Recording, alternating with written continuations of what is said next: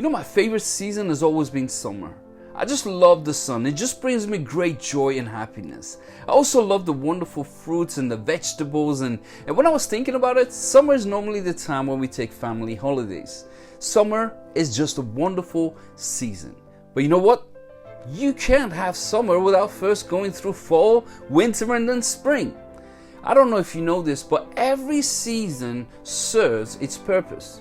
In fall, for instance, when the leaves starts to change the color and then suddenly we turn into winter and everything appears to be dead, everything looks lifeless. You see, there is a lot going on during this dormant season of winter. You see, the nutrients that the trees and the flowers and the plants need to grow is actually in preparation during this season.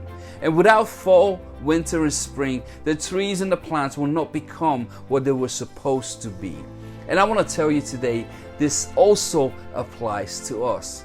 You see, during the times when we feel as though there's nothing happening, as though we are dormant, we need to really be pushing patience and faithfulness to another areas of our life.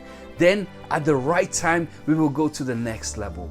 I love what the Bible tells us in Ecclesiastes chapter 3 verse 11. It tells us how God has made everything beautiful in His own time. He has also set eternity in the human heart, yet no one can fathom what God has done from the beginning to the end. In life, each season has a purpose. Each season is important, but sadly, we often fail to understand the purpose and the importance of the seasons that we're in, especially if it's a difficult season. You see, not every season is fun, but you don't quit living or moving forward simply because it's tough. Instead, you have to embrace the season and literally squeeze everything out of it so that you can be prepared to go to the next season. You have to make a decision to succeed in it and not just to survive in it. And that's exactly what Joseph did. The scripture tells us how he was the favorite child in his family and that his 11 brothers were very jealous of him. They were so jealous, in fact, that they plotted to kill him.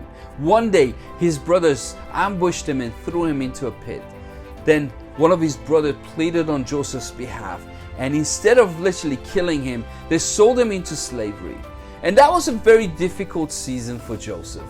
But soon, after Joseph was taken to Egypt, he was sold to a high-ranking official named Potiphar. Now, because Joseph embraced this season and he worked really hard for Potiphar, he excelled. But you know what? That season of favor was very short for him. Potiphar's wife noticed Joseph and tried to seduce him. And when he rejected her, she lied to her husband about what had actually happened. And Joseph ended up in prison again.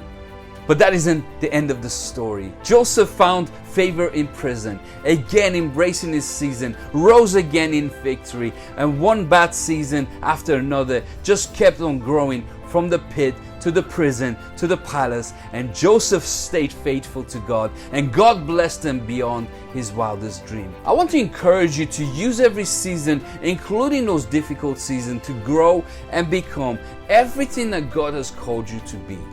Enjoy life in every season. There's an old saying that says, yesterday is history, tomorrow is a mystery, but today is a gift. And that is why it's called present.